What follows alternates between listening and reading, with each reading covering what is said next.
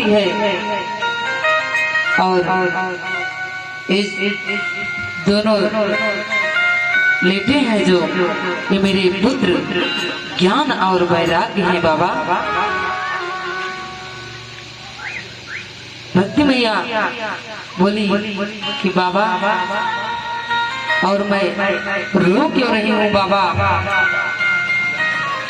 कि मैं अभी युवावस्था में हूँ बाबा और मेरे दो पुत्र ज्ञान और वैराग्य वृद्धावस्था में है। आखिर ये कैसे बाबा?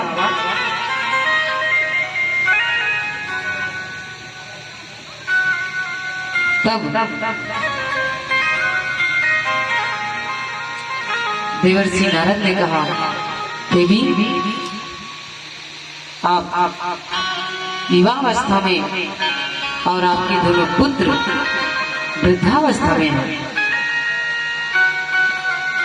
भक्ति बोली, हाँ हाँ बाबा, हम युवावस्था में और हमारे दो पुत्र ज्ञान और वैराग्य ये दोनों वृद्धावस्था में हैं। और आप कुछ ना कुछ करके मेरे दोनों पुत्रों को चेतना में लाए बाबा। तब देवर्षि नारद ने अपने कुछ वेद मंत्रों का पाठ उन दोनों ज्ञान और वैराग्य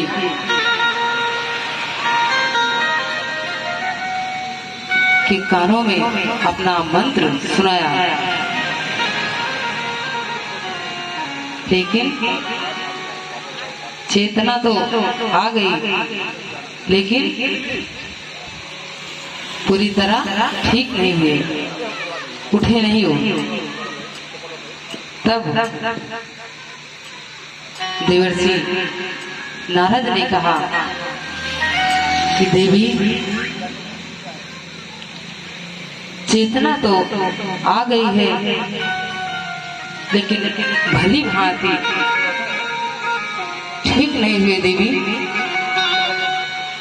तब देवर्षि नारद बोले, देवी आप यहीं पर विश्राम करो और हम अभी थोड़ी देर में आपके पास आते हैं और आपको अपनी चिंता से मुक्त करेंगे देवी। इतना कहकर फिर देवर्षि नारद बहुत उदास होकर जा रहे हैं भगवान श्री हरि को ध्यान करते हुए, और बहुत ही उदास है कि श्री हरि ये क्या हो गया कि हमने वेद वेदांता का मंत्र का जाप नहीं किया, लेकिन ज्ञान और वैराग्य कुछ चेतना नहीं आई, भली भांति ठीक नहीं हुए।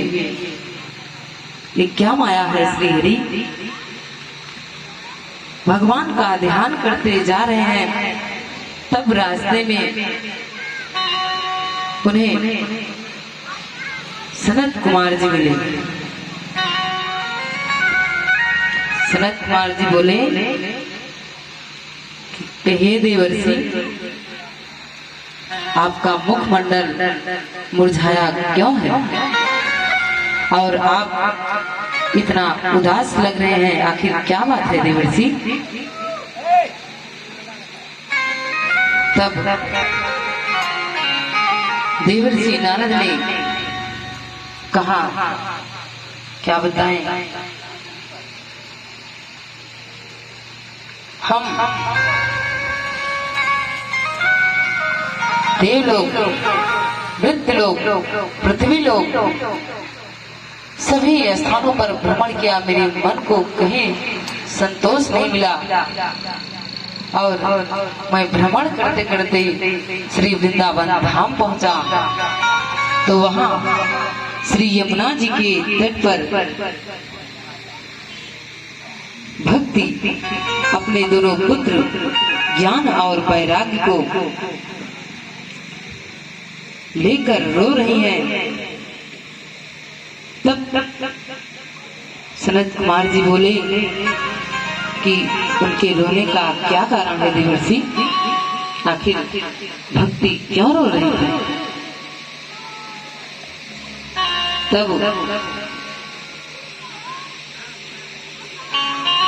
देवर्षि बोले कि भैया भक्ति युवावस्था में है और उनके दो पुत्र ज्ञान और वैराग्य वृद्धावस्था में है। वो इसीलिए रो रही है कि माँ अभी युवावस्था में है और दोनों पुत्र वृद्धावस्था में है, कि कैसे हो गया। तब सनत कुमार जी बोले कि देवर्षि आपने वेद वेदांता वैदिक मंत्रों का जाप नहीं किया क्या। तब देवर्षि बोले हाँ हाँ भैया, हमने सभी मंत्रों का जाप कर दिया है।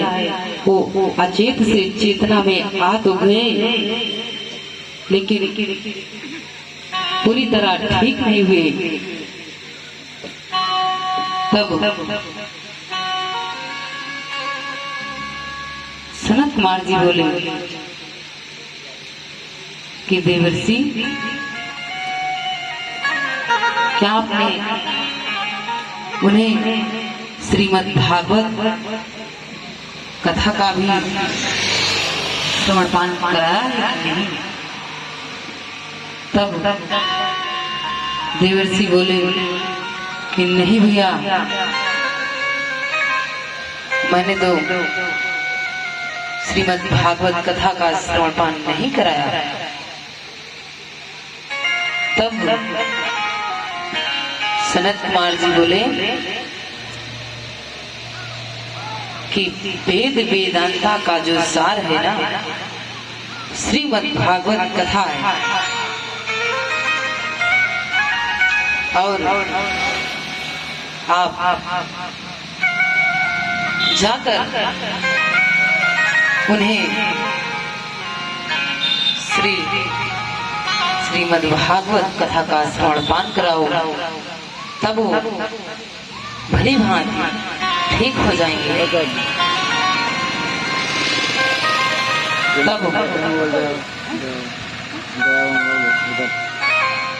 नारद जी बोले कि भैया श्रीमद् भागवत कथा हम कहाँ जाकर करें। तब सनत कुमार जी बोले कि आप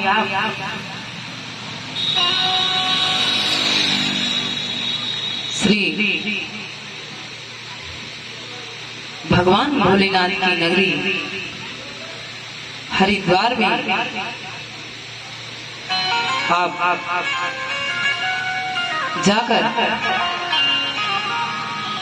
और श्रीमद् भागवत कथा का श्रवणपान ज्ञान और वैराग्य को कराओ, तब वो भली भांति ठीक हो जाएंगे। तब देवर्षि नारद बोले कि भैया हम तो कथा ये जानते ही नहीं है, और आप ही चलकर श्रीमद् भागवत कथा का श्रवणपान करें, जिससे कि भक्ति मैया प्रसन्न रहे। और जब सनत कुमार जी और देवर्षि नारद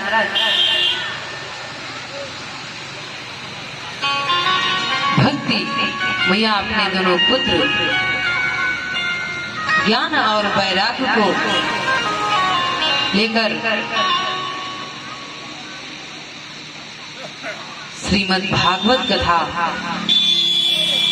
बड़े प्रेम से श्रवण पान कर रही हैं।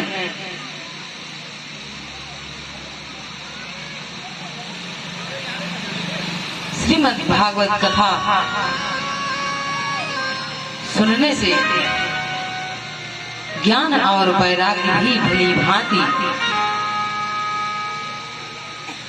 ठीक हो गए। और अब